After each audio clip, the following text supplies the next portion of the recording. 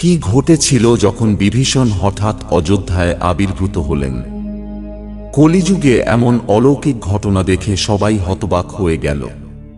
প্রাণ প্রতিষ্ঠার আগে অনেক বড় বড় অলৌকিক ঘটনা ঘটে চলেছে এই অযোধ্যায়, যার মধ্যে রয়েছে শকুনের আবির্ভাব, ভাল্লুকের চেহারা, মাটি থেকে মা সরজু নদীর আবির্ভাব ইত্যাদি। কিন্তু এই অলৌকিক ঘটনাটিকে এখনো পর্যন্ত সবচেয়ে বড় অলৌকিক ঘটনা বলা হচ্ছে। এর আসল সত্য জানলে পায়ের নিচের মাটি সরে যাবে। লঙ্কার রাজা বিভীষণ কি সত্যিই তার বন্ধু এবং প্রভু রাম লাল্লার সাথে দেখা করতে এসেছেন? বিভীষণ কি আজও বেঁচে আছেন? এমন অনেক রহস্য উন্মোচিত হবে আজকের ভিডিওতে। আপনি যদি সত্যিকারের সনাতনী হন এবং রাম মন্দির তৈরির কারণে খুব খুশি হন, তবে দয়া করে এই ভিডিওটিতে লাইক দিন এবং কমেন্ট বক্সে জয় শ্রীরাম লিখুন। অযোধ্যায় রাম মন্দিরের প্রাণ প্রতিষ্ঠার প্রস্তুতি পুরোদমে চলছে। 22শে জানুয়ারি গর্ভগৃহে রাম লাল্লাকে বসানো হবে। প্রতিটি রাম ভক্ত এই দিনটির অপেক্ষায় আছেন। 22শে জানুয়ারি থেকে 25শে মার্চ পর্যন্ত অযোধ্যায় অনেকগুলি বিশেষ অনুষ্ঠানের আয়োজন করা হবে। এরই মধ্যে চলছে মন্দিরের গর্ভগৃহ নির্মাণের কাজ। 22শে জানুয়ারি রাম মন্দিরে রাম লাল্লার প্রাণ প্রতিষ্ঠা হতে চলেছে। যে কোনো মন্দিরে ভগবানের মূর্তির প্রাণ প্রতিষ্ঠার গুরুত্ব অপরিসীম। মূর্তির প্রাণ প্রতিষ্ঠা ছাড়া ঈশ্বরের উপাসনা অসম্পূর্ণ বলে মনে করা হয়। ভিডিওতে জানাবো প্রাণ প্রতিষ্ঠা কি এবং কিভাবে বিভীষণ রাম মন্দিরে আবির্ভূত হলেন।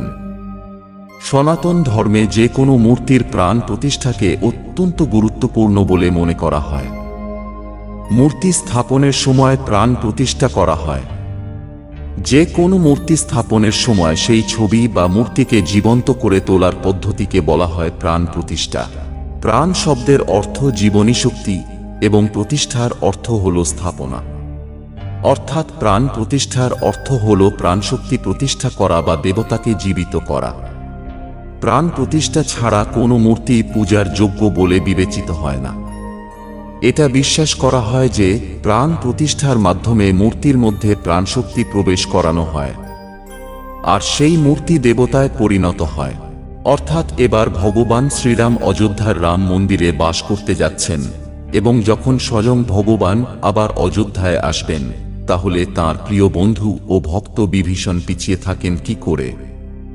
কারণ যখন প্রভু শ্রীরাম রাবণকে বধ করে লঙ্কা জয় করেছিলেন এবং পুষ্পক বিমানের মাধ্যমে আবার অযোধ্যায় ফিরে আসেন, তখন বিভীষণও ভগবান শ্রীরামের সঙ্গে ছিলেন এবং অযোধ্যায় এসে বেশ কিছুদিন সময় অতিবাহিত করেন। এরপর তিনি লঙ্কার সিংহাসন গ্রহণ করেন এবং লঙ্কার রাজা হন। অর্থাৎ ভগবান শ্রীরামের ভক্তি তাঁর জন্য অত্যন্ত সৌভাগ্যের বলে প্রমাণিত হয়েছে। কারণ যে ব্যক্তি শ্রীরামের শরণে আসেন তাঁর পরিত্রাণ নিশ্চিত। কিন্তু বিভীষণ কি এখনো বেঁচে আছেন? হিন্দু ধর্মের পৌরাণিক কাহিনী অনুসারে 8 জন চিরঞ্জীবী আজও সশরীরে জীবিত রয়েছেন, যার মধ্যে কিছু রামায়ণ যুগের, কিছু মহাভারত যুগের এবং তারও আগের যুগের কিছু ব্যক্তিত্ব।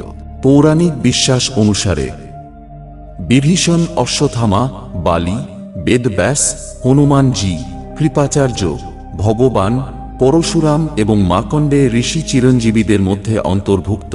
চিরঞ্জীবীর মানে হল যিনি সৃষ্টির শেষ অবধি বেঁচে থাকবেন এবং যার বয়স বাড়বে না। আর বিভীষণও এই চিরঞ্জীবীদেরই একজন, যিনি এখনো এই পৃথিবীতে বিরাজ করছেন এবং চিরকাল বেঁচে থাকবেন। তবে কে তাকে এই আশীর্বাদ দিয়েছেন তা জানার বিষয়।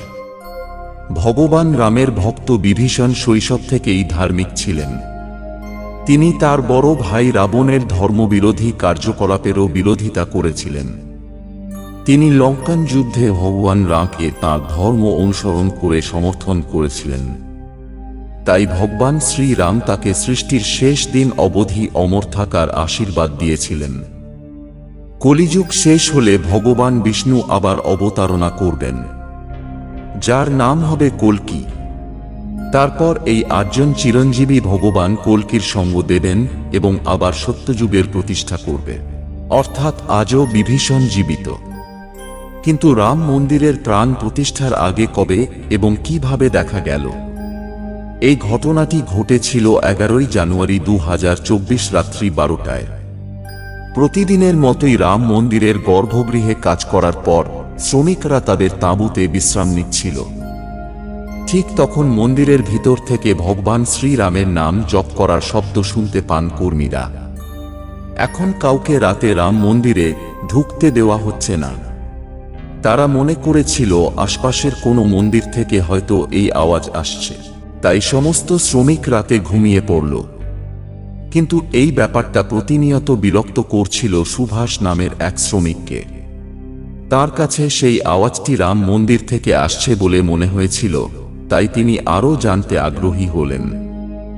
এত রাতে রাম মন্দিরের ভিতরে কে রামের নাম জপ করছে? তিনি তার সঙ্গীদের জাগানোর চেষ্টা করলেন, কিন্তু সবাই গভীর ঘুমে মগ্ন। এরপর সুভাষ একাই পৌঁছে যান রাম মন্দিরের ভিতর। কয়েক মাস ধরে তিনি রাম মন্দির নির্মাণের কাজে যুক্ত রয়েছেন। রাম মন্দিরের প্রতিটি দরজা, প্রতিটি কোণ ভালো করেই জানতেন তিনি। যখন তিনি রাম মন্দিরের গর্ভগৃহে উঁকি দিলেন, সেখানে একজন অত্যন্ত দিব্য পুরুষকে দেখেন, যার ভেতর থেকে দীপ্তি বেরোচ্ছে। হাতে মালা নিয়ে তিনি রাম নাম জপ করছিলেন। এটা মনে হলো যেন তিনি অনেকটা ঐশ্বরিক মানুষ এবং কোনো পৌরাণিক সময় থেকে এসেছেন। তার আচার আচরণ রাজাদের মতোই মনে হচ্ছিল।